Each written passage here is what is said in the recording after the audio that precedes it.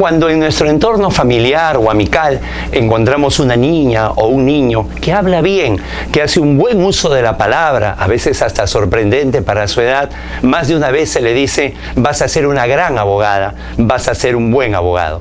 Y es que claro, el uso de la palabra está muy ligado a nuestra profesión, a nuestro desarrollo, máxime ahora en tiempos de la oralidad. Cuando esto se estudia de una manera sistemática, con determinadas reglas, se denomina oratoria jurídica. Esta oratoria jurídica es amplísima, se puede dar en diversos ámbitos. El día de hoy vamos a analizarla desde uno de los más frecuentes, desde la ponencia o la exposición que normalmente se hacen en este ámbito. Soy Guido Aguila Grados y les doy la bienvenida al programa número 56 de Tribuna Constitucional, Oratoria Jurídica, la conferencia. En esta entrega referente a la oratoria jurídica, no quisiera caer en el lugar común de señalar las posturas, la entonación, modulación, que seguramente es importante y que se puede encontrar en muchos lugares. No, nosotros queremos apostar más bien por aquellas cosas que durante una charla, durante una ponencia o durante una conferencia, en nuestra experiencia de haber asistido como participante o como espectador a cerca de 200 conferencias, un centenar de congresos, hemos encontrado a veces algunas falencias, algunos desajustes o algunas cosas que definitivamente no le gusta a la audiencia o que se podrían evitar por una cuestión de sentido común. Queremos agruparlas en tres. Vamos a hablar de este ámbito de dar una buena conferencia, dar una buena charla, primero desde el enfoque del tiempo, segundo desde el enfoque de la forma y por último nos focalizamos en el fondo. Comencemos por el tiempo. El tiempo resulta ser siempre escaso para toda charla o para toda conferencia. Y allí nos parece que hay dos puntos para señalar. Al inicio, por ejemplo, de una mesa en donde hay varios ponentes, el presentador generalmente lo hace, no solamente presenta a las autoridades, a los organizadores, sino hace la presentación de cada uno de los ponentes. Esto significa que cuando llegue el momento de la exposición, cada uno de los expositores no tiene que repetir esa presentación que no solamente consume tiempo, sino que tiene un efecto casi letárgico sobre lo que viene a ser el auditorio. Más bien, simplemente indica el sentido común, saludar a la persona más importante de la mesa y un saludo general y comenzar con la ponencia, insisto, porque el tiempo siempre es reducido. Y un segundo punto tiene que ver, en definitiva, con el poco tiempo que se tiene para desarrollar un tema. Esto es el denominador común en congresos, en encuentros, generalmente. Entonces, muchas veces cuando se trata de congresos internacionales, se puede viajar 3, 4, 8 horas y finalmente la ponencia nos dicen 15 minutos, 20 minutos, 30 minutos. Pero resulta que porque ya ha llegado el momento, se comenzó tarde o hubo, digamos, una prolongación en el momento del almuerzo, del break, finalmente se acerca alguno de los organizadores y nos dice: doctor, ya no 20 minutos, solamente 15 o solamente 12. Y esto, cuando se acepta, ya no da pie a que durante la ponencia podamos seguir consumiendo tiempo quejándonos, diciendo: lamentablemente me han dado 12 minutos, es imposible en 15 minutos poder abordar el tema, porque resulta más bien una situación de un ámbito quejoso. No, si ya aceptamos, creo que el ponente debe tener la suficiente capacidad y competencia para poder decir lo mismo de una manera reducida, eliminando algún ejemplo, alguna anécdota, dejando de lado algún punto, con que en la parte final diga: esto de acá tiene mucha tela para cortar, creo que el tiempo sería mejor manejado de esta forma. Vamos al segundo foco, el ámbito relacionado a la forma. Una de las cosas que resulta muchas veces más desgastante, digamos, de poca utilidad y que en nada despierta al auditorio, es cuando en una ponencia, si esta de cualquier especialidad, se utilizan frases hechas. Es decir, es un aniversario del Poder Judicial y quien tome el uso de la palabra dice: porque justicia que tarda no es justicia.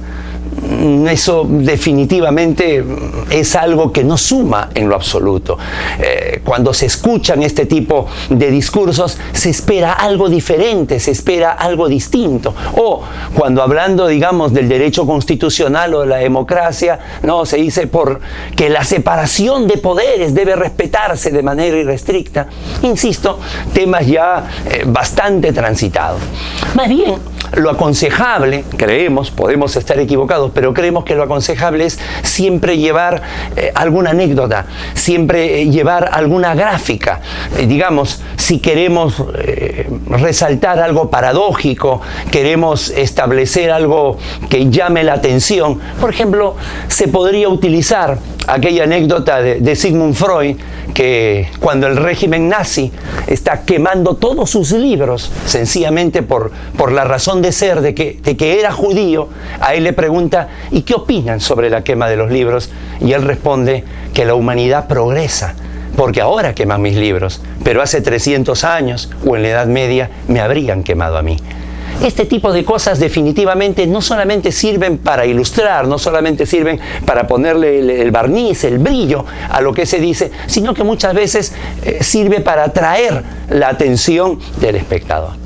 O si se trata de un tiempo reducido, lejos de poder a veces describir toda una personalidad, a veces con una sola frase nos dibuja de cuerpo entero y a colores lo que fue un personaje.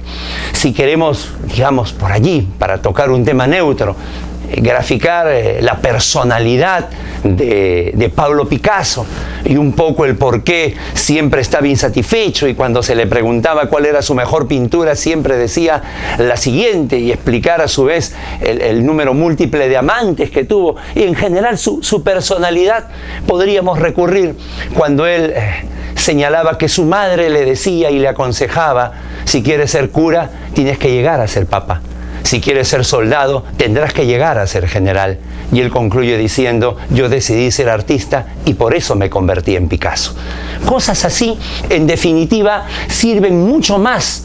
Son gráficas, llegan, despiertan el interés, sacuden el oído, la mente y el alma para hacer de nuestra exposición una mejor exposición desde la forma. Ahora, también es, en el ámbito de la forma, también quiero colocar a las críticas. A veces se resulta una exposición agresiva, una exposición que critica determinada postura, lo cual seguramente está bien o puede tener la razón. Sin embargo, no queda muy decoroso el poder realizar una crítica sin una capacidad de réplica o criticar durante ausencia. Allí lo fundamental, por ejemplo, en la forma es que uno puede llevar su teoría, puede llevar su propuesta, puede llevar su verdad, pero al mismo tiempo dejar en claro de que al otro lado, en la otra vereda, se piensa de manera distinta y que, bueno, a partir de ahí el público puede contrastar y quedarse con la mejor. Y por último, concluimos con el tercer foco, el fondo del asunto. El fondo del asunto, cuando se lleva una charla, se lleva una ponencia, lo que se está llevando generalmente es una propuesta, una conclusión, el resultado de algún análisis, una tesis, en fin, una determinada postura. Cuando se señala ello solo con la fuerza del decirlo y con la fuerza de la convicción de las ideas, no resulta tan persuasivo como cuando mostramos una fuente. Si cuando escribimos un artículo o un libro, colocamos un pie de página señalando de dónde proviene esa idea, que nosotros la podemos desarrollar, la podemos perfeccionar, la podemos contradecir y a partir de allí llegar más alto. Sí, pero se respeta ese soporte y es fundamental que se citen no solamente los autores, muchas veces la fuente, muchas veces hasta el año, porque el espacio-tiempo circunstancial también influye definitivamente sobre el ámbito de las ideas. Una cosa más para terminar que tiene que ver con el fondo. Las generalidades, los conceptos jurídicos indeterminados para soportar una postura no resultan siempre lo mejor. Es decir, no es lo mismo decir la mayoría de procesos de amparo en el Perú tienen que ver con el ámbito previsional, porque si se trata de una ponencia que luego va a ser trasladada a un artículo, sería mejor tener una estadística, tener un respaldo, tener un soporte, una piedra angular sobre la cual podamos luego, en la posibilidad de un contradictorio, de un debate, salir bien parados. Es distinto que se diga el 81% de los procesos de amparo en el Perú son amparos previsionales. Entonces le da ese tamiz científico, le da ese tamiz de seriedad que muchas veces es lo que adolece nuestra profesión.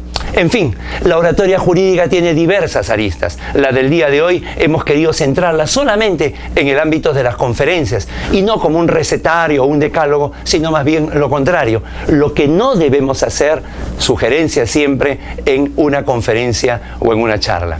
Nuevamente, nuestra inmensa gratitud a nombre de todo el equipo de Tribuna Constitucional. Los invitamos a que difundan, a que se multipliquen estas suscripciones y que esta comunidad cada vez sea más grande. Muchísimas gracias. Fuerte abrazo a todos.